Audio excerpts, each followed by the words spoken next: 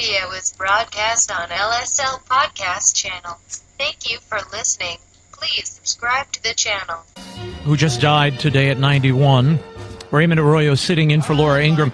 As I listened to Hefner, as I read these fawning and glowing remembrances of the man, you can't help but ask the question, what is the cultural impact of Hugh Hefner? And is his lasting imprint upon America a net positive or a net negative? 855-40-LAURA, 855-405-2872. Larry King called him a giant in publishing, journalism, and free speech. I love this. Jesse Jackson said he was a strong supporter of the civil rights movement. Now, I got to step back for a second because years ago, I remember interviewing William F. Buckley, who knew Hefner. They were contemporaries. They both founded magazines around the same time. And Buckley, in a typical Buckley fashion, said, there are some men who seek to turn the church into a brothel. But Hugh Hefner, he turned a brothel into his church. And I think there's wisdom, truth there. That's what he did. He elevated this kind of libertine sexuality to the level of a cult and popularized it, created the Playboy Mansion, of course, the magazine. You had the bunnies flocking around, a courtier of girlfriends. We also have to objectively look at this and say there was a lot of criticism, and always has been, of Hugh Hefner. I mean, the man claimed to be someone who was sort of opening our minds and opening our perspectives and the possibilities of sex and shaking off these old religious dogmas that we adhere to. But you have to look at the reality of what he unleashed on American culture, too. Fact is, he objectified women in between the Saul Bellow essays and the, Joyce Carol Oates, short stories. He objectified women on those pages. And now every boy or guy with a smartphone can access the Hefner legacy. Is that a good thing? 855-40-LAURA. Play that. You have that little bite from Hefner where he talks about loosening those old morals. Our reality is a lot of other people's fantasies. And because the story is told through the daily lives of the girls, I think other women, young and old, identify with it very much. Yeah, let me tell you how much they identify with it. This is Holly Madison. Holly Madison was Hefner's girlfriend for a number of years, one of 7, I guess, at the time, but she was the lead girlfriend.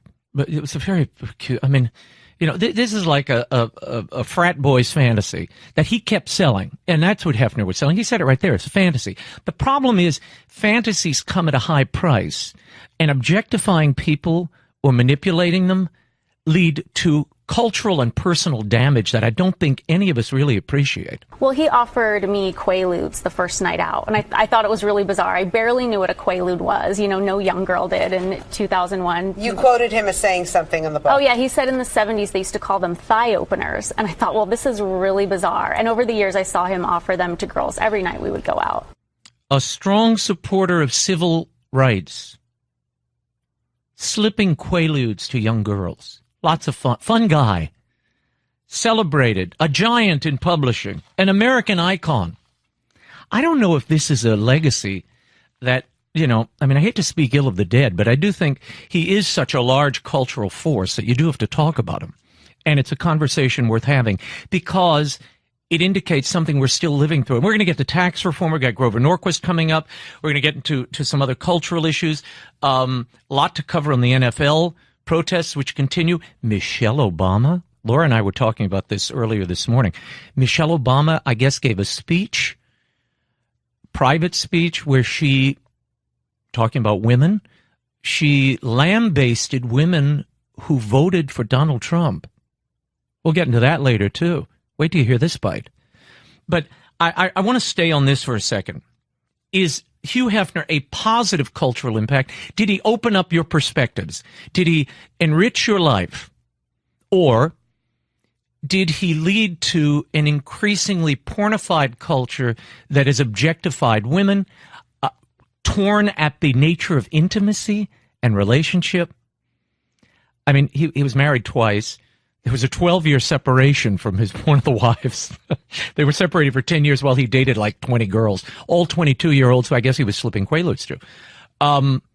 Holly Madison went on, this woman. She knew him. She lived with him a number of years at the Playboy Mansion. And essentially, he would sign contracts with these young girls to kind of, they were bit players in his daily drama. They'd come accompany him to the clubs and to the Playboy parties. And again, it was a fantasy he was selling. It would be like, I always thought of those bunnies and his, quote, girlfriends, the way that you think of Walt Disney walking around with Mickey Mouse and Donald Duck. I mean, these are not real, they don't really spend time together. They're mascots. They're playthings. They're kind of, it sells the fantasy to the people who want it. I think he liked people who were, starstruck and easy to control, and those were certainly, like me, were the type of people who were most likely to fall for him. Sad. If you read that book, and I've only read excerpts, obviously I don't go around reading Holly Madison's books, but she does talk about how he would pit the girls one against the other and then offer them money to keep staying. He refused to let them have jobs, because he didn't want independence. So it's very interesting. The guy who's talking about independence, we have to be civil-minded and sexually free, and people should do as they choose. They had house rules. The girls couldn't leave at a certain time. There was curfew. They couldn't talk to the staff. They couldn't have friends outside of he and the people in the Playboy Mansion. They could not hold down other jobs because that would be a path to freedom. And let's face it, to my mind, he preyed on girls who were hard on their luck. Beautiful, but hard on their luck. And then he'd, fill them with injectables and all kinds of things to create the fantasy that he was trying to sell. Let's go to the phones. Dennis, Florida. Your reaction to this, the passing of Hugh Hefner. Yes, Raymond. First thing I did was say a prayer for the man's soul. Secondly, I would like to hear the young ladies come forward like they have against Mr. Cosby.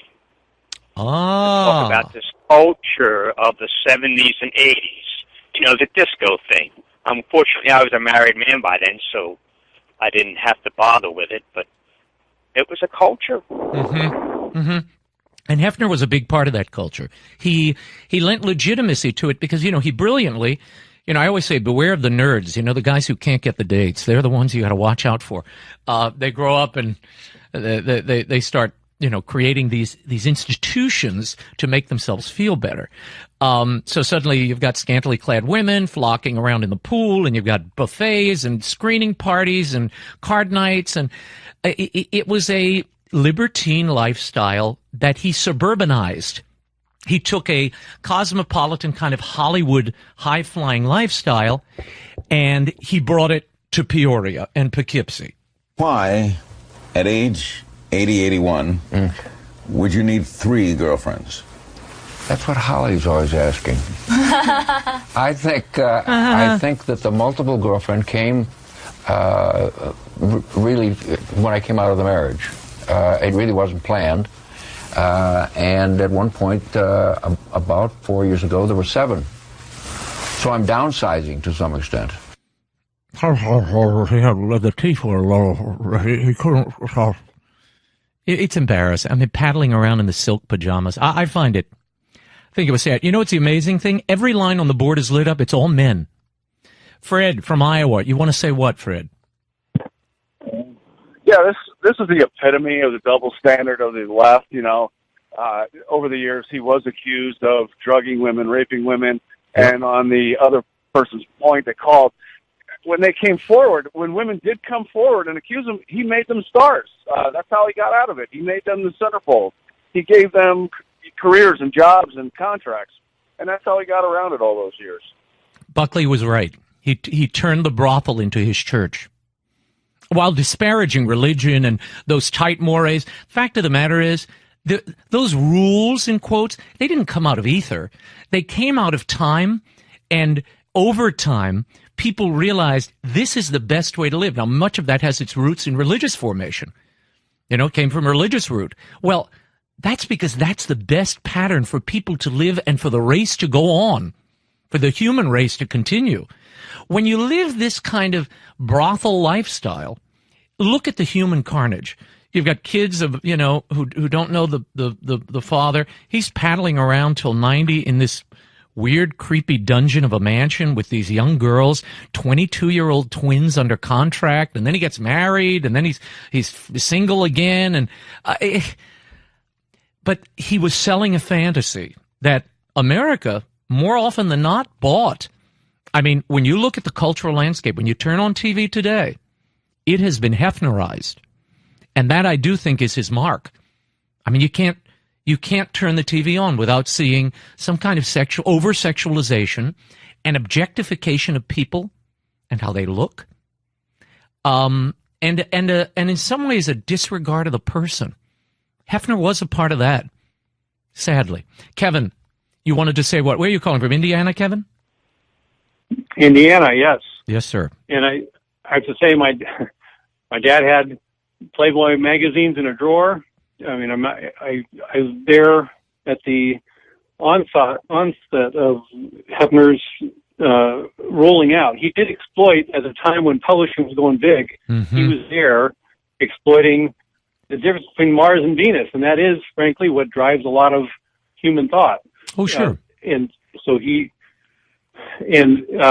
But he took, to quote a line from Augustine, truant's freedom. I mean, he did take the licentiousness angle, but that's always running in the backwaters of most guys' minds. Oh, well, sure. No. Look, he popularized. He took the porn out of the brown sleeves and brought it up to the front counter. He popularized. He mainlined and mainstreamed.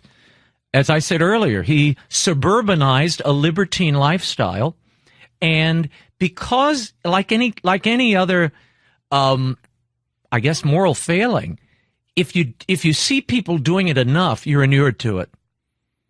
It suddenly is not taboo anymore, and that was Hefner's real game, to make this not such a taboo thing. That this is what the swingers and the people with the real smart people were doing now. You want to be hip? You want to be a man? This is how you're a man. And you have multiple girlfriends. You're not settling down with anybody. You're going to the clubs, swimming at the pool, popping a few quaaludes here and there. Hey, it's a good time. Where has this gotten us as a culture? Good point, Kevin. He also did capitalize and did come at a moment in publishing when it was exploding. That empire has since decreased mightily. His son, I think, from the last marriage, or the middle marriage, is trying to revitalize things. Good luck with that. When we return, we'll continue on this, Hugh Hefner's cultural legacy. We're also going to get into Michelle Obama's comments to a group yesterday about women who voted for Trump and much more. The Laura Ingraham Show continues. Raymond Arroyo sitting in for the great... Hi, I'm Tavis Smiley. You may know me from my PBS talk show. I'm excited to tell you that I have a brand new podcast that you can hear on podcast1.com. I'll discuss the latest in politics, sports, music, and much more with big thinkers, artists, and celebrities. I'll also share my own opinions and answer some of your questions. So join the conversation on the Tavis Smiley podcast, coming to podcast1.com, the Podcast One app, or subscribe on Apple Podcasts.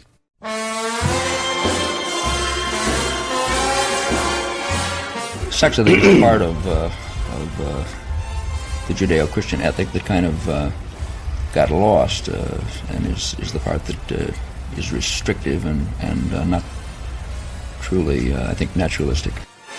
No, it's not naturalistic at all. Being committed to one person for a lifetime and building a family together, not at all naturalistic. So Hugh Hefner came in and had to break up that monopoly. Things were going so well for all those years. Look, there was always, temptations and people who deviated from the norm. But it was Hugh Hefner who kind of popularized the notion that a man didn't have to settle on one woman. You could have multiple. You could be the playboy till you're 90, actually. Paddle around in your slippers and your silk pajamas, have scantily clad women caressing you, bumping into you, serving you food, and dancing with you all together. And, it's just great Fun, a lifetime of brothel. What could be more fun? Except the damage he left behind. All those girls you talked to who were with him, they had miserable existences. They were locked down to contracts. And one got the feeling this man wasn't particularly happy. I mean, he was kind of an odd person when you step back. Raymond Arroyo sitting in for Laura Ingraham. Every line's lit up. It's all men. All men wanting to talk about this. You know why? Guys understand the consequences, I think, of this thinking in some ways.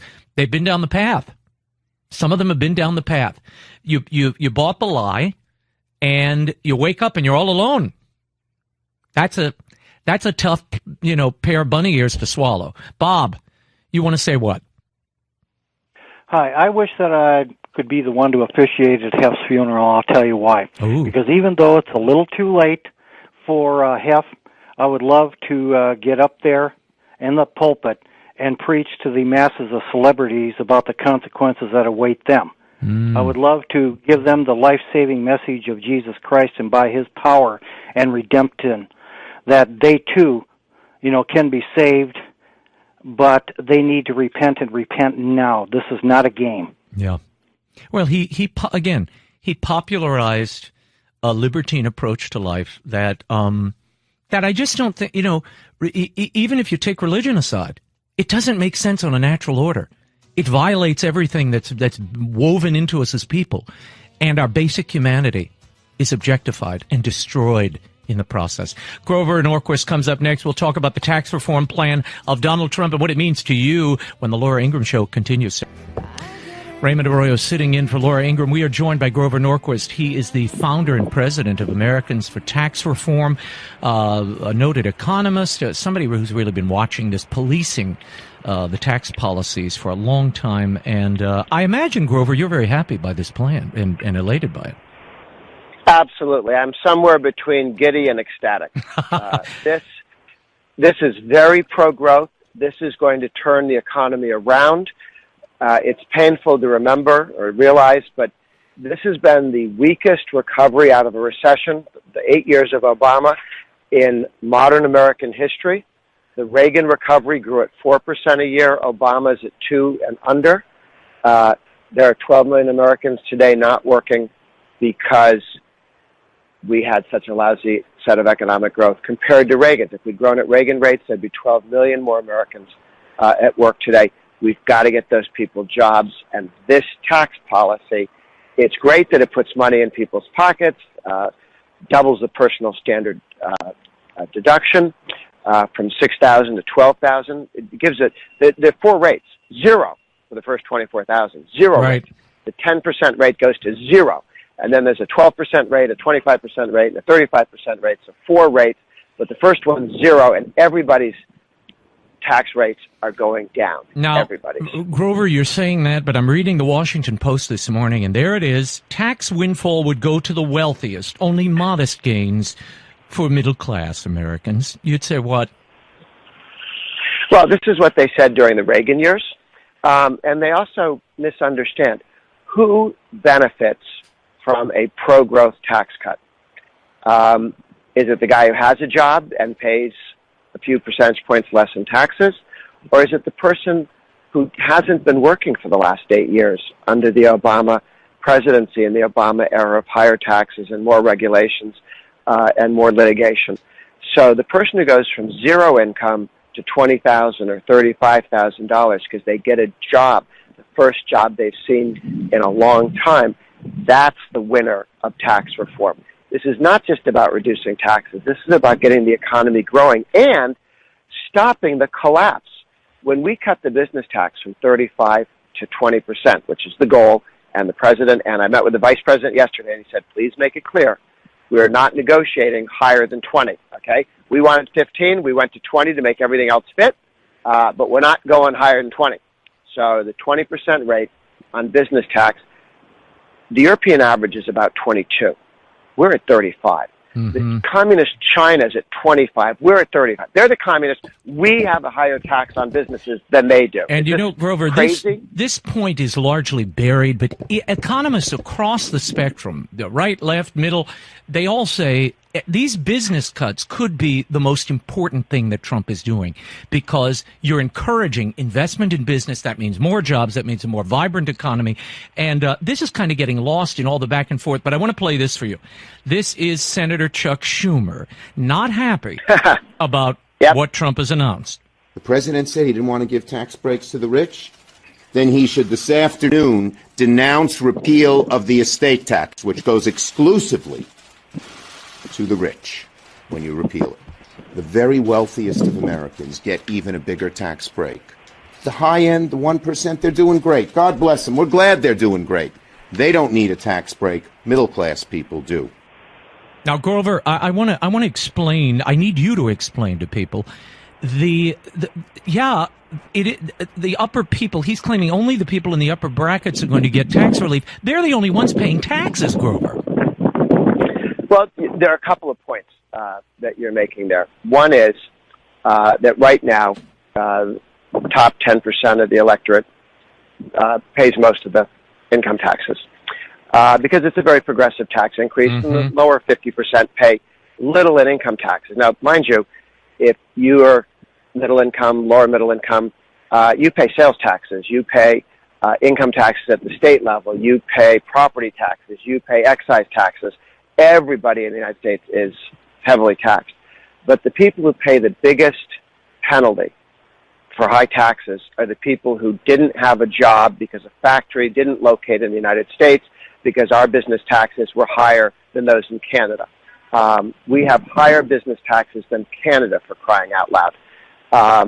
We need to fix that to get jobs going. Schumer said the exact same things about the Reagan tax cuts, which created about 20 million jobs, which gave us 4% growth a year. In the first year of the Reagan tax cuts that they took effect, 4 million jobs were created. In October of 1983, that first year, 1 million jobs were created, and Schumer doesn't know that, / he doesn't care. All he's interested in, during the American Revolution, the Patriots were known as the Sons of Liberty. We all know that the Tories, who supported the British monarchy, were also called Friends of Government.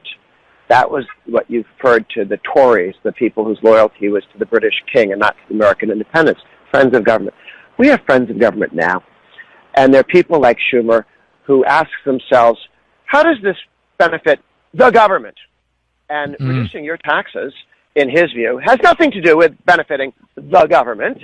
And listen to a politician. If you hear a person in the press or a political leader talk about the cost of tax reduction, yes, understand where he or she is standing. They're standing next to the government, looking out at the peasants as sheep to be shorn, and it's a cost.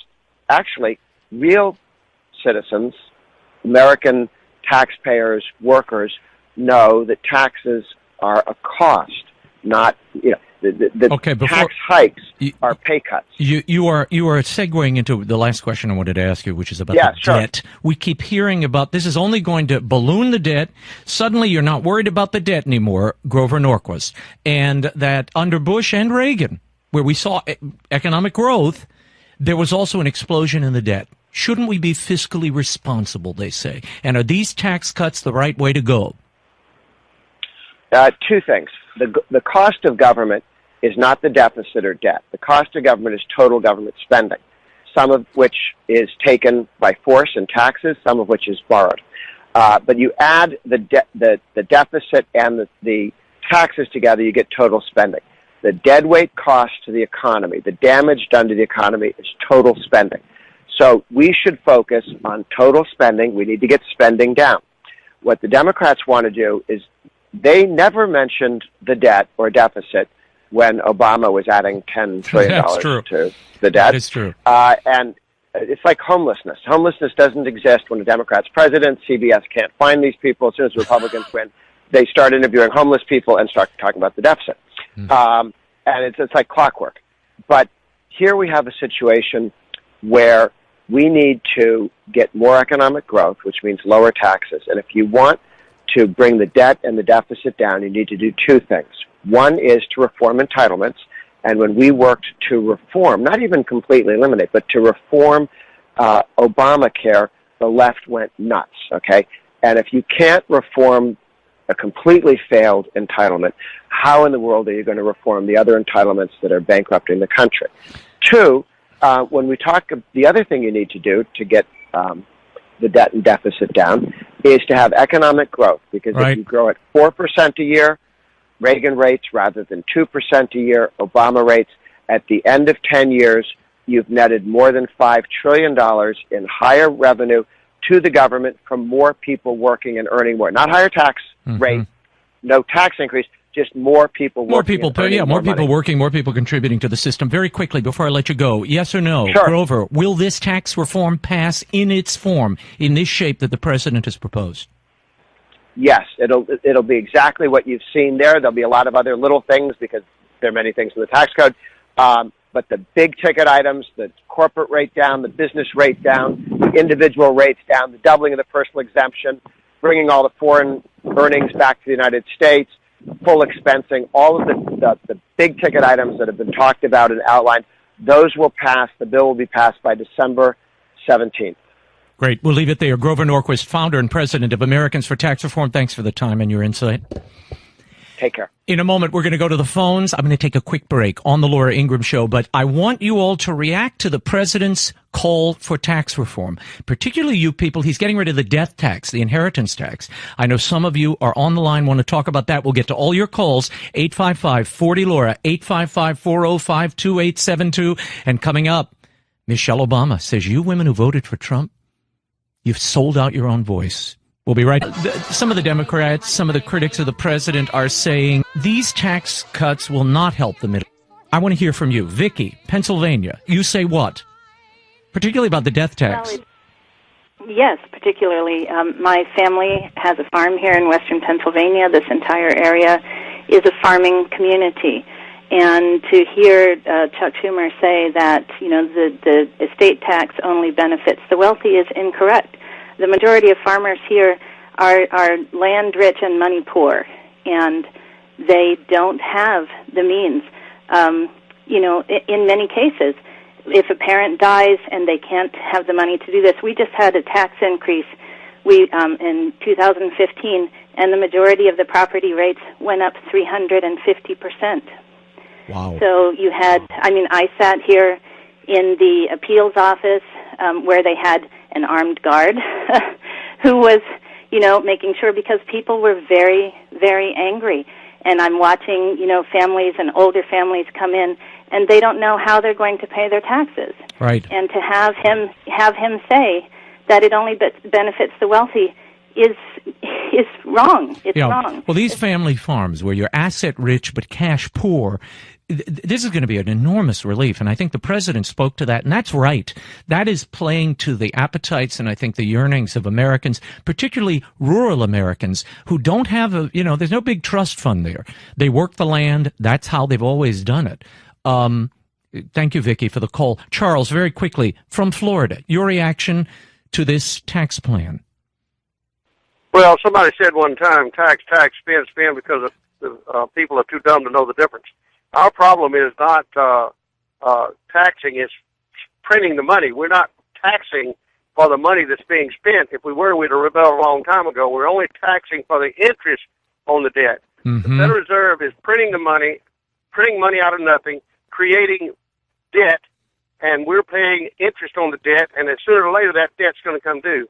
Land and property is the only asset they can take. A man's out of job, he just out of a job, he don't pay any taxes. But when you own land, all the debt in this country is tied to the land, and that's what that lady was just saying, that they're going to come back and start taxing land when it's over. Well, but again, about how the president's tax plan carves out the death tax, which was the instrument many times that the government took possession of these farms because they had to sell the farm to pay the damn taxes. So he's trying to, I think, offer some relief there. Ron, California, you say what? Remember the show Laugh-In? Yep.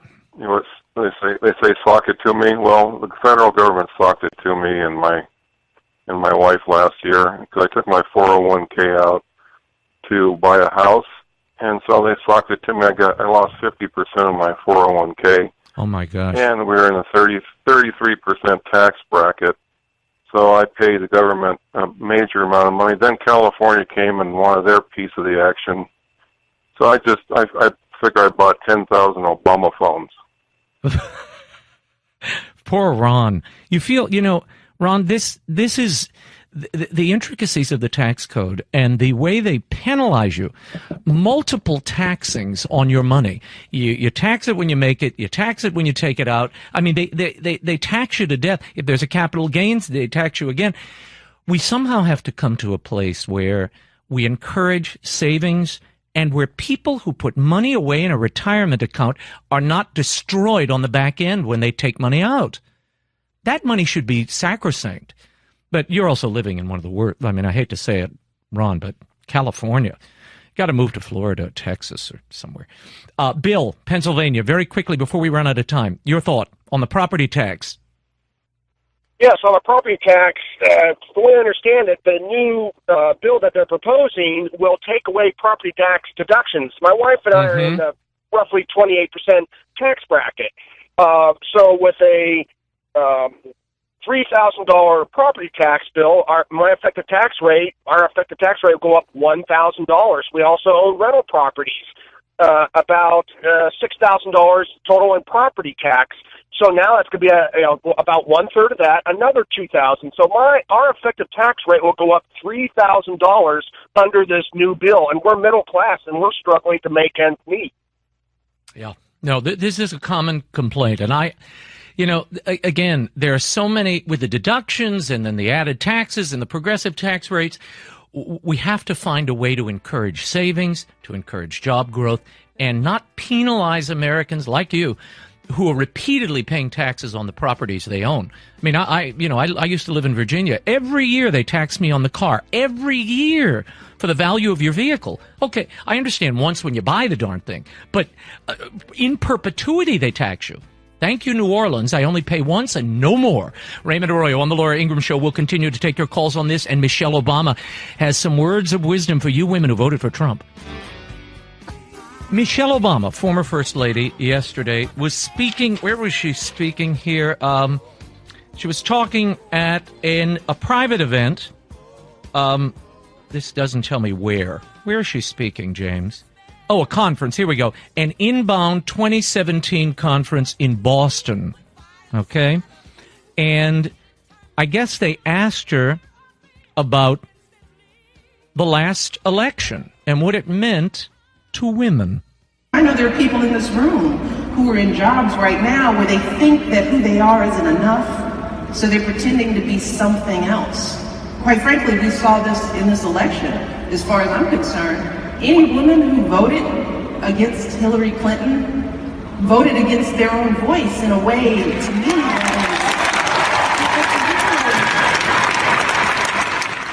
Okay, any woman, I want you all to hear that in case you didn't. Any woman who voted against Hillary Clinton voted against their own voice. Actually, the grammatical construction would be her own voice, but I digress. Any woman who voted against Hillary Clinton voted against their own voice. Ladies listening, did you vote against your own voice? 855-40-LAURA, 855-405-2872. The former First Lady says, you know what? You've been misled, and you're kind of dumb for doing it. And worse than that, you're just doing what you've been told to do. Everybody's trying to wonder, well, what does this mean for Hillary? No. What does it mean for us as women? That we look at those two candidates as women, and many of us said, that guy, he's better for me. His voice is more true to me.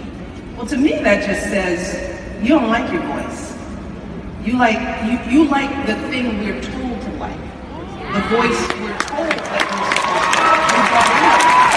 you like the thing you're told to like, women of America. If you voted for Donald Trump, says the former First Lady, you chose that voice that you were told to like. I really want to hear from women on this. 855-40-LAURA, 855-405-2872. I mean, I guess I don't have a dog in the fight because not being Bruce Jenner, I don't have any, I can't be labeled as a woman in the vote of 2016, but I'll bet a lot of you were. Do you feel that you were told? I guess the inference would be, remember Michelle Obama, what she said before about women. She's spoken about women a lot. Women's rights, women's voices. We have to fight for our girls. We want the best for our daughters. We want them to be smart and empowered and loved. We want them to be healthy. We want them to be mentally sound. And independent, strong, as Michelle would say. But I guess not independent if you divert from her orthodoxy. There's another interesting thing here. Remember Michelle Obama during the campaign, she said that hearing Donald Trump say the things he said on that bus with Billy Bush, that it shook her to her core. Remember, it was very emotional. Remember that emotional speech? Oh, it shook me to my core, and she couldn't react to it. She could not have predicted that This was not just a lewd conversation. This wasn't just locker room banter. This was a powerful individual speaking freely and openly about sexually predatory behavior and actually bragging about kissing and groping women, using language so obscene that many of us were worried about our children hearing it. But you went to Beyonce concerts where Beyonce runs around objectifying herself and, all sorts of extremities are hanging out, and you're showing that. In fact, she celebrated Beyonce as actually a woman to be admired and a model for young women. I don't think I'm misquoting that. A model for young women.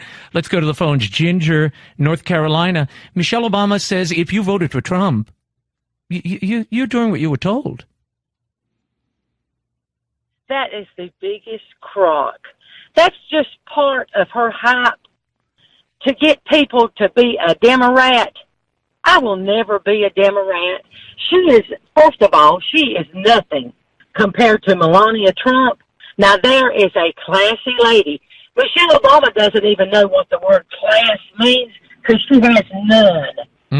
She is just like her husband, who is a liar, a racist, hates America, and wants to do anything and everything she can to make Trump look bad. Okay.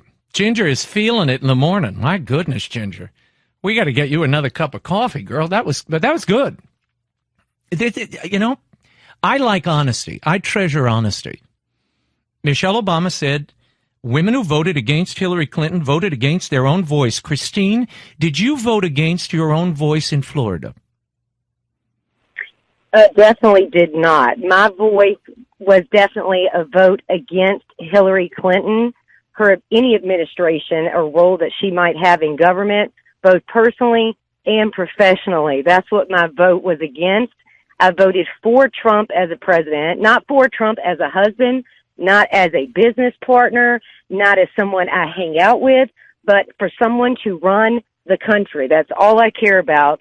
And Trump seems to be focused on that. Hillary Clinton seems to be beholden to too many different parties, her own, the foreign government, whoever else she's, been in some type of relationship with that she owes something to. Do you? Let me get this, Christine, before I let you go. Michelle Obama suggested that women who voted the way you did are actually just following orders. You're doing what you were told to do. Did anyone tell you to vote? Did your husband say, "Hey, you're going to vote for Trump today"? I'm a stay-at-home mom, but I'm also a lawyer that's been working in an industry since I was 19 years old as a data entry rep and rose to vice president of that company. I chose to work as an attorney, and I still work at home as a mother. I work at night when my kids are asleep. I'm the one that told my husband I'm voting for Trump. In fact, in the primary, he voted for Cruz. And I said, no, it's Trump all the way. He's the one that's going to fix the country. And quite honestly, whether I agree with someone or not, I value someone who is honest as well. I may not like exactly everything they say, but at least I know that what they think. They're shooting and they're not straight. going to stab me in the back. I like that, Christine. And God bless you for doing the most important work, the work that often goes unvalued. And I wish women like Michelle Obama would celebrate it. And she is a good mother. I mean, she has been a good mother, Michelle Obama. She raised her 2 daughters in the White House under pressure. But, Christine, what you're doing, also stepping away from the business world, which I think, as my wife always reminds me, and it's true, it's a lot easier to hold down a job outside the house than it is inside. A lot easier. So thank you for what you're doing. It's a big, not only is it better for your family, but it's great and better for all of us in the country. Susie from South Carolina, have you sold your voice up the river by voting against Hillary Clinton? Oh, absolutely not. I voted for Donald Trump. I wasn't voting against anybody. And, you know, it's unbelievable to me that Michelle Obama would even say such a thing. Hillary doesn't represent anything I've done in my life. She represented to me things that I wouldn't do, criminal behavior, you know, a lot of hiding behind things, which as an independent woman, and I've been one my entire life, I'm not married to a male, and I'm a Republican, I'm a conservative, I'm a Christian, and I'm a family person, and I'm a woman. You know, Susie, I'm hearing you on that, and it is interesting also that we're with Hillary Clinton on her redemption tour now, the What Happened redemption tour. People don't often bring up the fact that she attacked other women when her husband was abusing them. We don't talk about that. I was covering D.C. at the time. In fact, the Clinton White House. I remember this as if it were yesterday. And the fact that you have a woman of power, of position, giving shelter and comfort to an abuser of women and attacking other women to do it, why is that never raised? So in what way is, as Michelle Obama suggested, that a woman who voted against Hillary Clinton voting against their own voice, maybe they're voting against that mentality that is not empowering to women? Lynn in Virginia, you wanted to say what, Lynn? Go ahead, Lynn. Hi. Go ahead. This is your turn to speak, Lynn. Find your voice, Lynn. We want you to find that voice. I was in North Carolina recently and was talking to a guy with a Trump shirt on. And he said he and his wife had gone to vote early on Election Day. Mm-hmm. And the DNC called right after that and asked him, said, "Are you going to vote today?" And he said, "We've already voted, me and my wife." And she said, "Who'd you vote for?" And he said, "Trump." She said, "Did you make your wife vote for Trump?" He said, "No, ma'am, I was for Hillary, but she forced me to vote for Trump." So we women have a voice. You bet. Look, a much bigger voice than people would give you credit for in some cases. I mean, I don't know about your house, but I know who has the power in mine. I may think I'm in control. I control nothing. Nothing. Thank you, Lynn, for that. Also, some good news. The president has lifted the Jones Act in Puerto Rico, which was barring the entry of some aid, relief, doctors. This was that act that prohibits and limits shipping between the coasts to U.S. flagged vessels. So this is going to open up a lot of relief aid, and the poor people of Puerto Rico, we have to pray for them, help them. I mean, still 80% of the island without power. They're struggling for water and food, so let's hope that helps. Also, my congressman, just a quick little bit of news here, my congressman in Louisiana, Steve Scalise, who was shot in that horrible baseball shooting, he is returning to work today. Steve Scalise, glad he's back on the job. That's a big accomplishment. Can you imagine when that bullet went in, it shattered his hip bone and apparently went off in every direction. It was like knives inside. It's a wonder it didn't hit, and really puncture his major organs. They had to rebuild some of it, though, I'm told. It was a series of ugly surgeries. So thank God Steve Scalise is back. One quick call before we go to break, and then we'll continue to get into this. Your reaction to Michelle Obama saying any woman who voted against Hillary Clinton voted against their own voice. But that's the headline I've been reading. But the more insulting thing I would think to women is, you're just doing what you were told to do, she said. Let's go to Allison, Pennsylvania. You say what, Allison? Hi, I am insulted, and it's demeaning for women who have the national spotlight and want to say with their platform that women can do what they want. They're independent. Yet if we don't bow to what they think is right, all of a sudden we shouldn't be able to make up our own mind, or we are under the control of men. I'm a college-educated former teacher, now a stay-at-home mom, and I do my research and I vote for the candidate that I think will make America strong and wealthy and great. And the decision between Hillary Clinton and Donald Trump was so easy, I never even thought twice about it, along with a vast majority of women like me. And that's why Donald Trump won, even in formerly blue Pennsylvania. Thank you, Allison, for the call. Very interesting.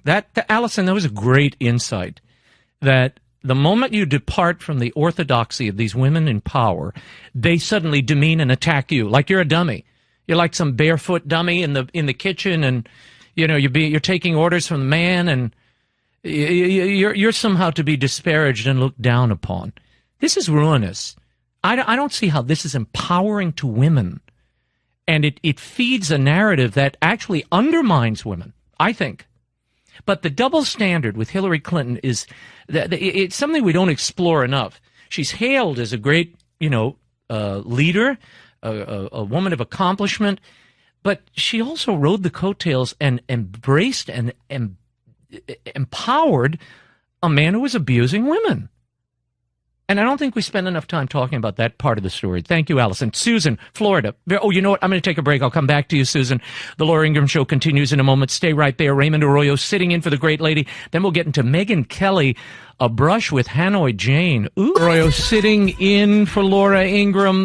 Michelle Obama always praising her friend Queen Bey, Beyonce, saying that she was a role model. She tweeted out when Beyonce had a birthday that she's a role model for women and girls around the world.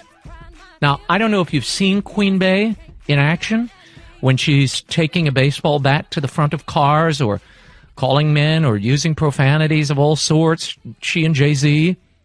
Does that empower women? The reason I bring that up is, of course, just to remind you, Michelle Obama was speaking at a conference the other day, a private conference in Boston, and she said this about women who voted for Trump. Well, to me, that just says you don't like your voice. You like the thing we're told to like. So you don't like your voice. You voted against your voice. You don't like your voice, and you've been voting for the things you've been told to like. So many women are reacting. Every line lit up and jammed here. Let's go to Sherry in Arizona.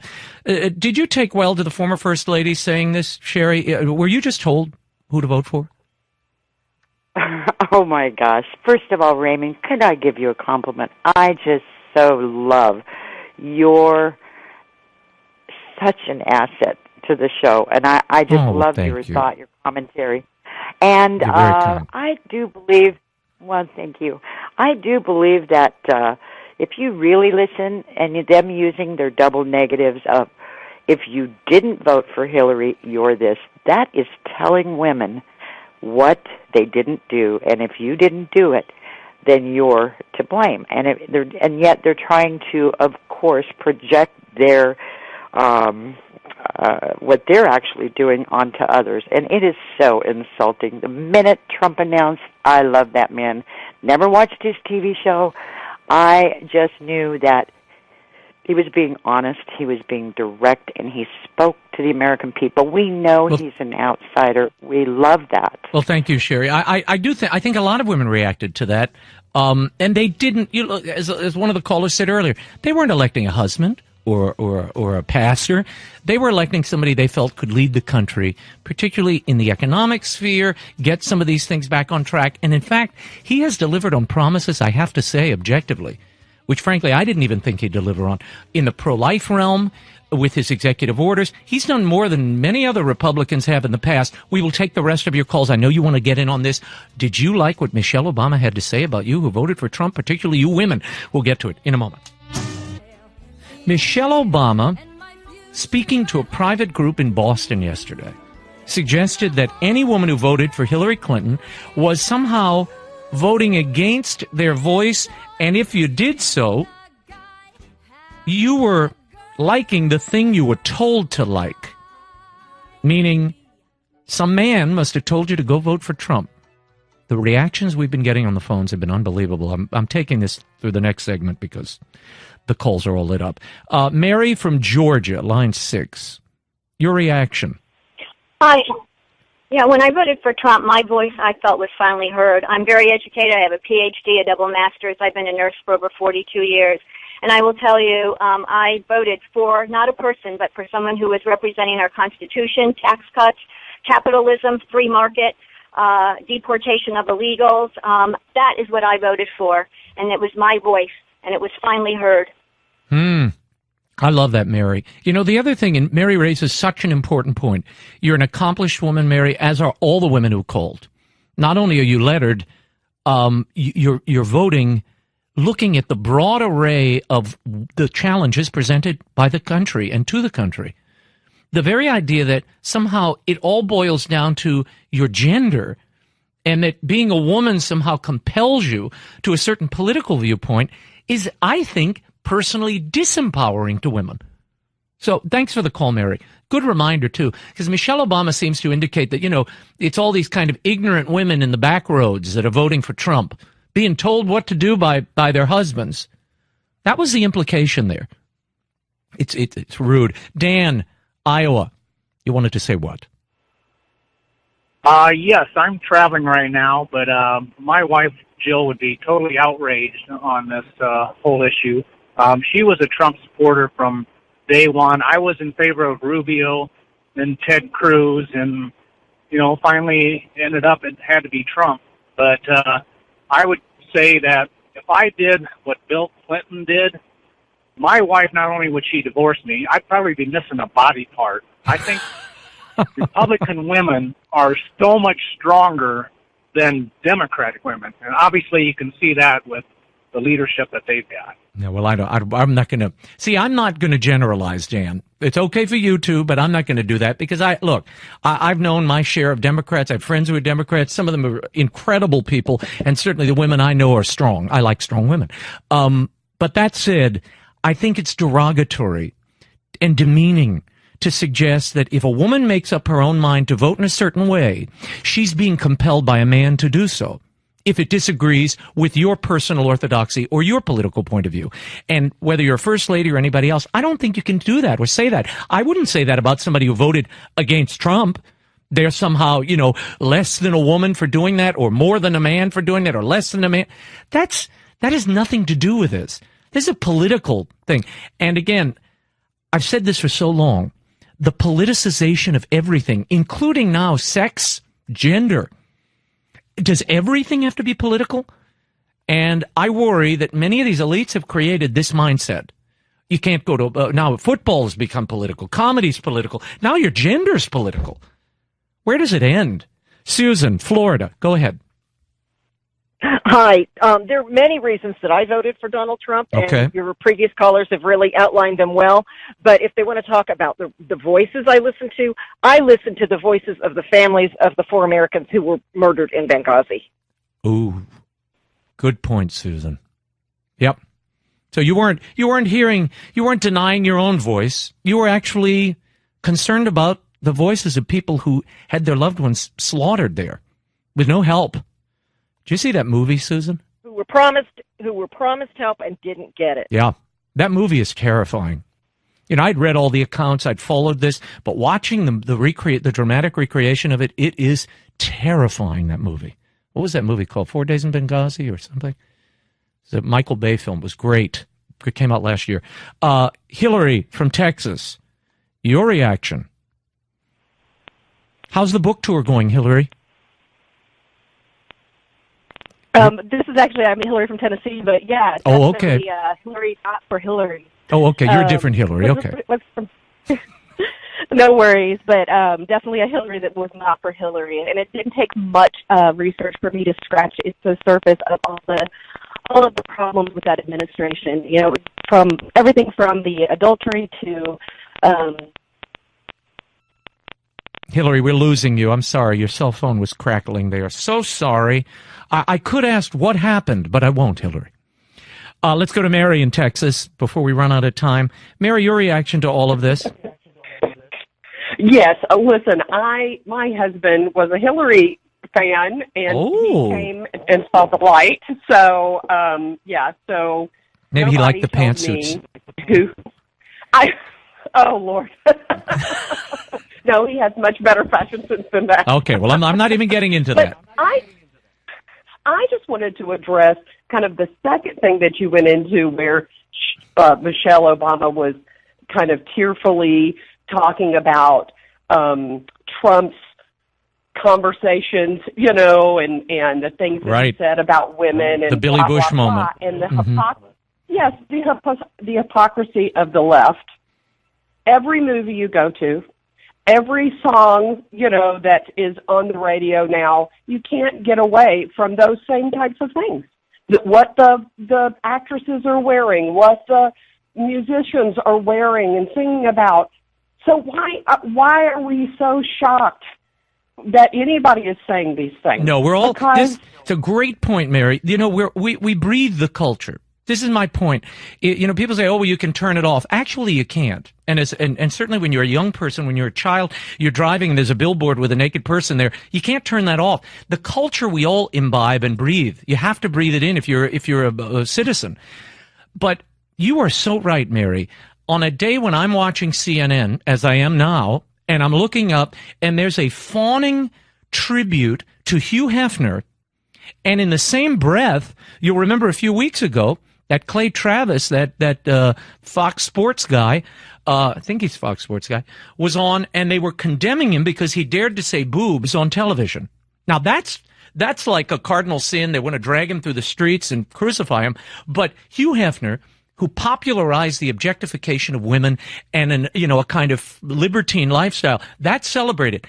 This is the mixed messages we send our young people and ourselves as a culture. Great point, Mary. Last call on this. Cliff, you want to say what? From South Carolina. Hey, I was just going to say that it's a character flaw that I see in the left, and I see it in the right a lot, too. Mm-hmm. Martin Luther King Jr. talked about the content of your character and the selective morality that just permeates, the liberal agenda. Mm. Yeah, well, it's, I always call it, it's selective Puritanism. Selective Puritanism. 1 minute, anything goes. The next minute, you shouldn't be doing that. And we put the black hats on and the little sparkly buckles on our shoes, and we're condemning people and judging them, putting scarlet letters on them.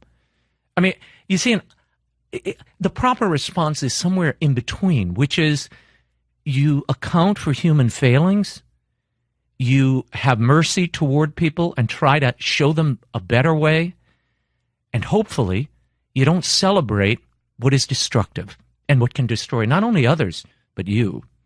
We'll take a quick break here. When we come back, we're going to get into a new study. Jessica Vaughn is here, director of the policy studies at the Center for Immigration Studies, and she has a new study about chain migration. As we talk about DACA and the young people who are being deferred deportation, how many are staying behind? When the Laura Ingraham Show, the president is still on this NFL protest. Raymond Arroyo sitting in for Laura Ingraham. I want your reaction to this. A lot of news continuing to break on this. Spike Lee saying that the president is treating the owners of these franchises, the NFL franchises, as if they're plantation owners and can control their players. Now, the president, interestingly, and for those of you who are new to this, I don't know how you can miss this, a number of players have been taking knees following Colin Kaepernick's example a year ago. The question is, what are they really kneeling for? It started as a protest against police violence directed toward minorities, particularly black Americans. But it's morphed into a general protest of inequality in the society at large. Now, the challenge here is if everybody with a grievance suddenly started falling to their knees, the disabled people who felt like they were being forgotten, the elderly people who thought they were discriminated against, perhaps rightly and justly, the pro-life people who feel their values have been stomped upon, it would look like a prayer service in every NFL stadium because everybody would be on their knees. So the president's saying, no, you have to honor the flag and this moment when the national anthem is played. He went on and he talked about the owners and what might be behind this. And I talked to Laura a little about this yesterday. I have so many friends that are owners, and they're in a box. I mean, I've spoken to a couple of them. They say, we are in a situation where we have to do something. I think they're afraid of their players, you want to know the truth. And I think it's disgraceful. And they've got to be tough, and they've got to be smart, because you look at the ratings are going way down. The stadiums are, I've seen a couple of stadiums over the last few weeks. They are losing. There are a lot of empty seats. Did you see the story where the NFL gave instruction that they were not to shoot the audience at these NFL games? Monday Night Football on Sunday. So they did. You notice you didn't see the booing, or you heard it because it was so loud. I mean, I saw a moment of one of the games in Phoenix, and I don't know. The Arizona Cardinals and the Dallas Cowboys. Okay, it was a Cowboys game, and the Cowboys all took a knee with the owner, who said he was going to, bounce people if they did it, and he's there linking arms with them. But they did it before the national anthem. Correct. They did it before the national anthem. But didn't matter. That stadium was downright hostile to them. That was a cold room. But they kept on the wide shot. They didn't show you the tights of the people booing. So NFL's worried about this. And I spoke to someone who works for a franchise who said they are worried about the players. They want to show solidarity with their players because their players were offended, feeling that the president was calling them SOBs for, having difficulties with the way black people are treated in the country. And so they want to show, the owners want to show a sense of sympathy and empathy for those players, but at the same time, they're alienating the entire audience who feels it's a betrayal of patriotism and what it means to be an American. Your reaction to this, 855-40-LAURA, we're going to get into this, 855-405-2872. I'm Raymond Arroyo, sitting in for Laura. You can find me on Twitter at Raymond Arroyo. She's at Ingram Angle on Twitter, or at lauraingram.com. By the way, the Billionaire at the Barricades tour is coming up. We're going to be posting all those tour dates. Laura is in Philadelphia and New York and West Palm Beach. And you'll have an opportunity to see her in the coming weeks. I think it kicks off the 9th and 10th of October. Books out on the 10th. You can pre-order it now. Billionaire at the Barricades. It really does peel back the curtain and show you what's truly happening behind the scenes. What is driving the Trump revolution and why so many people get it wrong. It's really a history lesson as well as a forward-looking prescriptive worth looking at. We got to play one more Trump before I let you go. Listen to this. I saw this a year ago with Kaepernick, and I said, this is a terrible thing. I thought it was terrible. And then it builds up a little bit and a little bit more, and you see what's been happening, and then all of a sudden you see more and more and more. And I came out and I made a statement in Alabama the other day, and I said, I think it's very disrespectful to our country. And the world picked it up. And guess what? Most people agree with me. And the NFL's in a box. They have to do something about it. Well, what should they do? Now, if you look at the rules, Roger Goodell should have invoked the rules which compel players to stand during the national anthem. He could have invoked those rules, but he let it ride. And once you do that, everybody does their own thing. These are people in the workplace. Let's not forget. People have a First Amendment right to do whatever they want. They can do and say anything. They can do things, violent, horrible things that we might disagree with in speech, not physically, but in speech. But when you're in the workplace, I can't, for instance, just break into song here or, light up the airwaves with expletives. You know why?